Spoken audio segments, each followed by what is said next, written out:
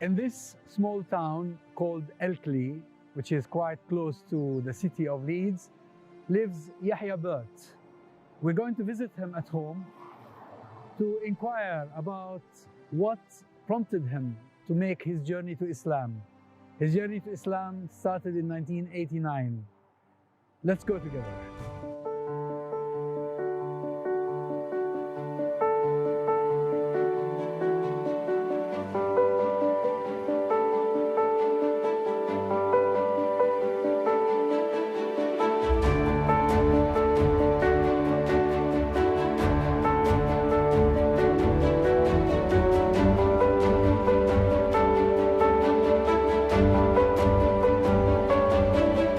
Brother Yahya, tell me how and what made you make that journey to Islam? Assalamu alaikum, first of all, to you and to all the viewers out there. I think I rather stumbled across Islam, if you like. I mean, I don't think I had accidentally. I didn't have a plan to seek it out. I rather think that I had qualms about my own life, about the direction I was headed in, and I think that made me open to looking for alternatives. I mean, I'd grown up in a family that had no active religious tradition. I mean, both my parents originally came from Christian backgrounds, but neither of them were believers, really. And we weren't brought up as believers. I mean, I was nominally baptized as a Catholic, but that was to placate my grandfather, but it wasn't because my parents were believers. So we were brought up without religion. We were brought up in a liberal household.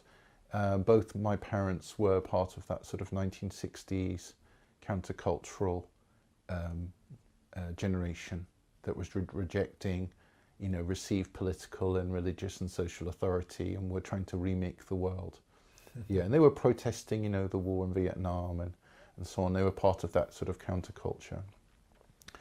So I wasn't brought up with religion, and so it didn't strike me as a place that I would look for answers. But what happened was, when I was at university, I became increasingly sort of disenchanted with what I thought was the emptiness of life, lack of higher meaning or higher purpose. Where did you study? I was at the University of Manchester at the time, and so I became open to looking for the first time at alternatives, and I looked at Christianity. I went to an Alpha course, which is a sort of induction course to Anglican Christianity run by the Church of England, but I found that I didn't find anything, and logically I couldn't understand how the Trinity would work, so that never really appealed to me logically. But I can't say I had a proper Christian education or background. I was coming to these things for the first time, but it didn't really appeal to me. What was of longer term importance was the fact that I met a good friend, Aldin, who had come to Manchester to study metallurgy as a PhD. And I got to know him in my first year away from home. Where was he from? He was from Lahore. We became close friends in my first year. He was like an older brother to me. We're talking here about what time exactly? This is about 1986 or something like that. So he was like the older brother that I never had, because it was just me and my sister in our family. Took me under his wing, very warm, very hospitable, always was cooking food for me and so on. But he never preached a word of Islam, but he lived it. He embodied it. He was shy and unapologetic about his prayer. He would pray in front of me. And he was always helping people who had need, whoever they were. So he's very, very sort of socially conscious and minded, a good, gentle in speech, a real role model, very humble and devout person, but didn't sort of shout it from the rooftops. Rather, I think he wanted to call me and others, because other people took Islam at his hand as well, besides me. So he had his way of opening the door for people. Well, he called us with his state of being. his presence with God, with how he was as a person. He had a certain spirituality to him that would call you without words, but through actions, through service, through kindness, through his calmness, his contentedness. But it took me about 4 years to figure out that really to ask him about his faith. From the moment you knew him, yeah, until you embraced Islam? It was about 4 years. 4 years. The thing is that, you know, I only knew this much later on after I became Muslim, but from the day he first met me, all those years ago, he prayed for me by name after every prayer that I be guided. After every prayer, without fail. He asked God to guide me by name. So this is the kind of person that he was. He's quite an exceptional person. But he was also ambitious because according to Islamic tradition, if someone embraced Islam because of you, then you get a great reward. So he was after that reward as well. Of course, I'll give you one example of what his character was like. Okay, so we lost contact after that first year, and I didn't see him for a couple of years. Okay, and I had left, you know, student accommodation gets booked up. If you leave it late into September, you're desperately trying to find a place to live. Okay, and me and my friend Michael, who another non-Muslim, we had both left it late. We're frantically going around Manchester trying to find a place to stay. Now, my friend Alddin, we bumped into him, and remember this has been a few years since I'd seen him. He said, "Oh, it's been so long, Jonathan, please, let's go have a coffee, let's sit down," you know, and he quickly found out that we were, you know, needing somewhere to stay. Immediately, without hesitation, he said, "Why don't you and Michael come and live with me?" Okay, just like that, at a drop of a hat. And we have 2 spare rooms, it will be ideal. And Michael wasn't very sure at this idea, but I assured him that Alddin was a good person and I'd known him, you know, known him well. And what I didn't know at the time was his other flatmate. There was a fourth person, Mr. Khan, who was another friend of his from Pakistan, who was also doing a PhD there. He vehemently objected to our coming to the flat. He said, "Look, Alddin, are you mad? We don't know who these people are. They will smoke, they will drink, they'll bring back girls, they'll play music, they'll put bacon in the fridge. It will be a nightmare." So you bring in these kuffar. How can you bring these people? They will make our life a misery and they will affect and influence us. And he said, "My dear brother, you always think about how they will influence us. Why don't you think about how we will influence them?" Yes, That's what he said. And so then we moved in, and you know, after not having seen him for a couple of years, I was much more, at that point, actively, possibly looking for alternatives, spiritual alternatives. And I could see him every night. He was a hafiz of the Quran. Every night he would recite the Quran for about 40 minutes, 50 minutes. He would always keep his door open so we could hear the melody of the recitation of the Quran coming across the landing. And I just felt I should ask him, so I asked him after about a month or 2, I asked him, I said, "You know, tell me, Alddin, tell me about this religion of yours. How is it that you have found all this contentedness and happiness in your life?" Because this is one thing I really saw from him, that he really was at ease with himself, at ease with the world, at ease with people. You know, I said, "How did you find that contentment? You know, what's your secret?" Is what I was asking him, really. And Alddin, you know, he went into overdrive at that point, and every night after I said that to him, a new person would come to the house in the evening and talk, some other converts or you know, some old friends of his who were wise and maybe more learned in the ways of Islam. Somebody would come every night and they would talk to me, you know. So I was very accepting at that stage. I didn't really ask for any books. I didn't ask for any deep theological discussions or anything like that. I just thought, I think he's on a right path, and I should just trust in the matter and take a first step. So I really was open. I had doubts and intellectual probably things in my mind, but I thought, let me go with my heart rather than with my head. Until that moment, you haven't had any acquaintance with someone who, before you embraced Islam? I mean, did I know other Muslims in my life before that? Converts? No, not as such. I mean, we grew up in a multicultural part of South London, so I had plenty of exposure to. I wasn't some white kid in a white suburb who never met anybody. So I knew roughly. I mean, I knew that there were Muslims in the world, and we'd travelled and we'd seen places, but I wouldn't say that I had a great deal of knowledge or anything like that. And so but basically, he took me to the Tablighi Jamaat Markaz in Dewsbury, which was about an hour's drive from Manchester. He was a Tablighi himself? I would describe him as a Tablighi, but of independent mind. Okay. He's not one of life's conformists, you know. So a bit of a maverick, I would say, in a good way. Yeah. So in any case, he took me there, and I was blown away, because if you've been there, the size of the prayer hall, it was full of people dressed in these white robes, these white imamas, turbans. And I was like, I thought, where am I in England? You know, I was just like really shocked. And they just said, look, just follow them, just pray along. And I said, I don't know what I'm doing, but they just made me pray with them. And afterwards I went to the Imam, who was the head then of the seminary that was attached to Dewsbury. He's now passed away, rahmallah, but he took my shahada on that night. And that Thursday night, 19th of October, 1989. And I felt very much there was a lot of light in that room, and a lot of light entering me at that point. This is what I remember, and I remember that feeling. What was your family's response to this? Well, with my family, they felt conflicted. So between two things. The first thing was that as liberals, they believe in the value of autonomy and free choice.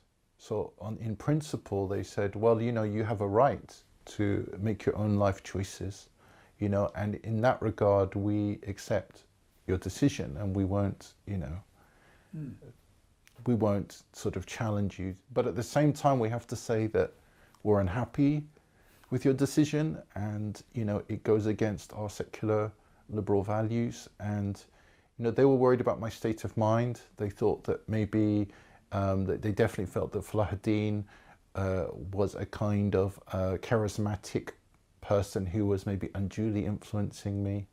So they had concerns about that. They saw the Tablighi Jamaat potentially as a kind of cult, you know, which was brainwashing me.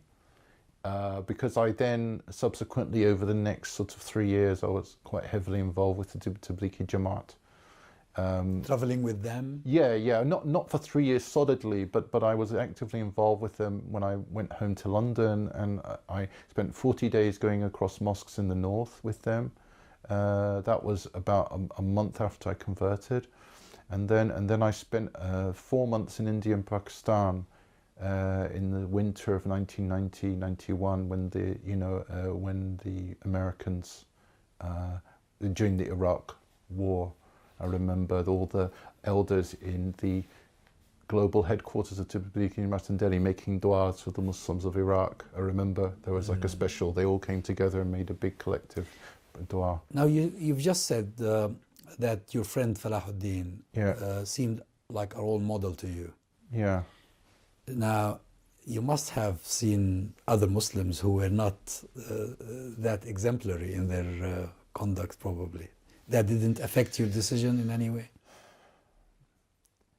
Look, I think we're all taught to ignore the headlines, you know, in the sense that we all know that there's a difference between screaming headlines and there's a difference between our daily life and experience, and we get to know people personally. I think most people have that common sense of being able to trust their everyday interactions with people. So, you know, there could be screaming headlines about terrorism or fatwas or whatever it was, but I was concentrating on my experiences of getting to know people at my local mosque, getting to know the musallis there, many of them being extremely kind to me, particularly in those early years, and helping me.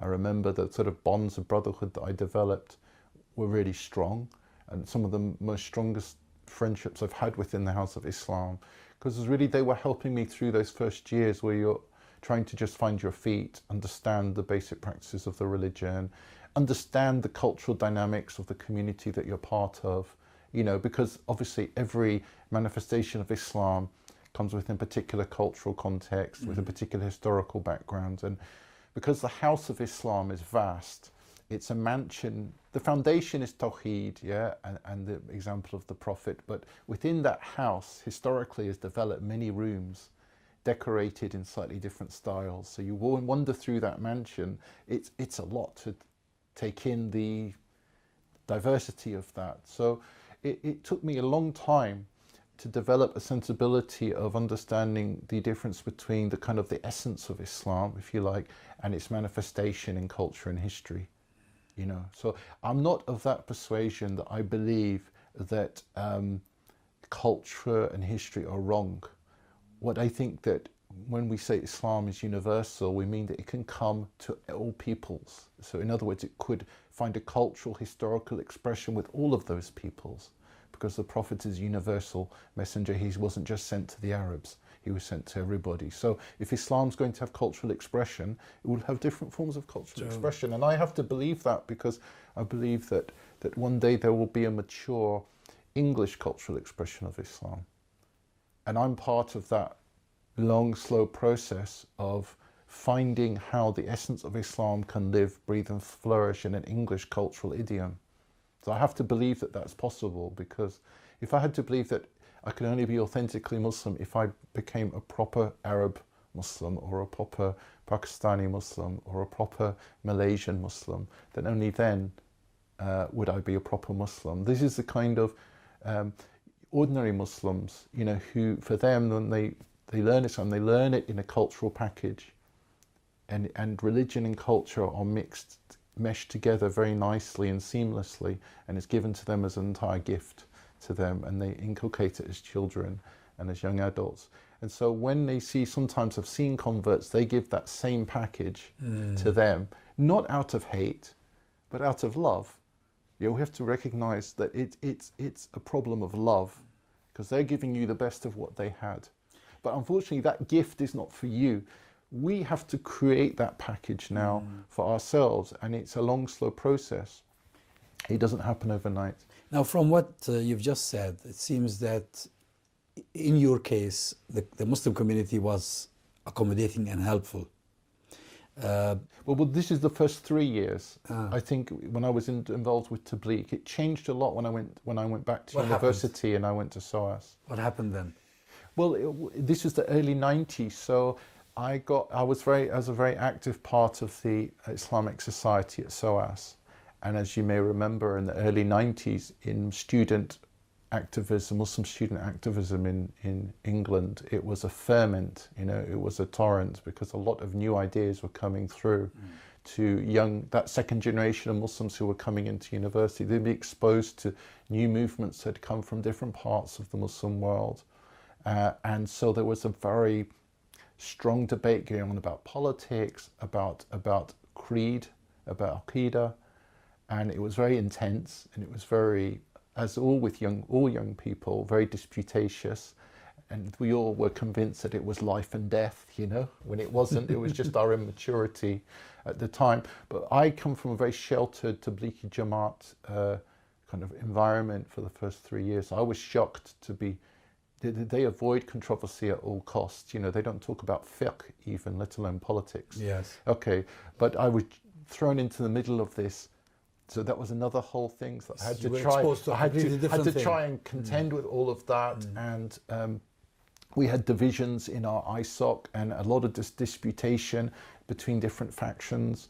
And, you know, while I had a lot of help and support there in my role, also other people were accused, inevitably converts get accused of being spies and stooges and this kind of thing. And these things do get thrown around.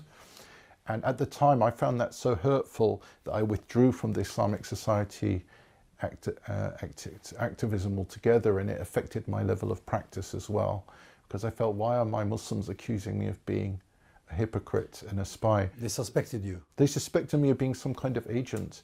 And the thing is that it was a difficult situation. Just in brief, I won't go into it for too long, but in brief, we had a lot of tensions amongst Jewish and Muslim students on our campus.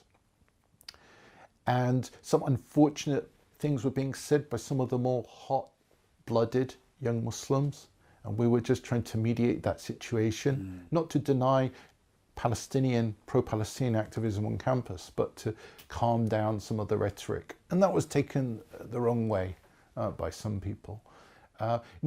With my more mature hat on, I understand why these accusations occur. It comes out of a long colonial history and anti-colonial struggle. But at the time, when I was younger back then, I didn't have that understanding and patience with. I let this accusation affect me when it shouldn't have done. It was part of my immaturity and part of my own trying to grow it to become a better Muslim. But it's a real contrast between a situation where the Muslim community is jubilant about someone coming to Islam and a Muslim student community that is so suspicious and probably fearful of this person who doesn't seem to be fitting or part of the community. Well, I should say it wasn't all of the Muslim students. It was, as I said, it was a faction. It was factionalized. So it was only a few who were saying this, but I was being hounded for weeks by them, and it was very unpleasant. I just had to get out of that situation because it was just too intense. If I'd been more mature in my response, I would have realized that it was just part of a political strategy that they had. So you withdrew from activism for a while? Activism and some level of practice as well for some time. And I didn't really, I think that round about the mid-90s, I always kept interested and involved at some level with different groups in London. But I think what the difference was probably meeting my wife in '97 and getting married, and and starting a Muslim family together. Had our first son in 2001. Was she born a Muslim or was she a convert? My wife was originally born in India, but grew up in the UK from a young age, and is an intellectual academic in her own right. And she comes from a noble family that has served the cause of Islam in India for generations, as imams, as muftis, as people who've built religious institutions of importance and spread the Deen amongst the people, and combated ignorance and spread knowledge and so on. So that she comes from a noble lineage. Her father was an imam here in the UK in the 1970s. Now I understand that it took you a while to come out publicly as a Muslim, and that's because of family considerations. Yeah, that's right. Well, as a younger generation won't be aware of this, my father is well known, so he has been a public figure. So he was Director General of the BBC in the 1990s, retiring in 2000. He was a controversial figure at the time because he was bringing certain reforms at the BBC that were internally unpopular, and that led to a lot of negative press coverage. And we had paparazzi, outside the gates of the house. So they were looking for a story somewhere. They're looking for a story, and having growing up, converted to Islam in '89, in the middle of all of this press attention to my father, I took the decision that I wouldn't piggyback on my father's fame in order to promote the Deen. And a lot of Muslim organizations, community organizations, individuals approached me over that whole decade of the 90s saying, come and do this, do that talk, do this, do that, with that very aim in mind. But I took the decision that actually my family would look down on me and judge me negatively for doing that, for using my father's name and fame for that purpose. They would receive that negatively. So I took the decision that I shouldn't have a more public profile or do any writing or speaking until I judged that situation had changed. And I felt that did change in 2000 when my father retired or stood down from the BBC. Is it likely that there are such Muslim individuals who, because of similar considerations, do not come out in public as Muslims? People who convert to Islam but keep it to themselves? Well, amongst the converts who are publicly known, who've come out publicly as converts, we do talk about this on occasion, and we do speculate. We speculate about some people we're not sure whether they have converted or not. You suspect. We suspect, but they're, you know, they're Islamophiles. They're very friendly towards Muslims and Islam. They support Muslims and they stick their necks out for them. And you sometimes wonder. And then I know of at least one case, one prominent individual who's got a high position who has converted, but you know, I'm under obligation to maintain their anonymity. And we'll keep it. But what I mean is that some people make the judgment that for whatever reason they don't want to, and then you have people know that they're Muslim, but they sort of downplay it, and they don't make a public stand, or they don't do dawah programs like this, or they don't write on controversial issues, political issues affecting the Muslim community and stick their necks out. They don't they're not activists, I can put it that way. They're just Muslims people know they're Muslims, but they're just quietly living their life and bringing up their families, you know, as good Muslims, etc. You know, just trying to be good Muslims. But so I don't know. I couldn't give you a figure. I couldn't give you you know, an analysis. You just keep speculating. Yeah. Well, Brother Yahya, thank you very much. It's been really a pleasure. Okay, thank you. Thank you for having me. Assalamu alaikum wa rahmatullah. قل يا أهل الكتاب تعالوا إلى كلمة سواء بيننا وبينكم ألا نعبد إلا الله ولا نشرك به شيئا ولا يتخذ بعضنا بعضا أربابا من دون الله فإن تولوا فقولوا اشهدوا بأننا مسلمون.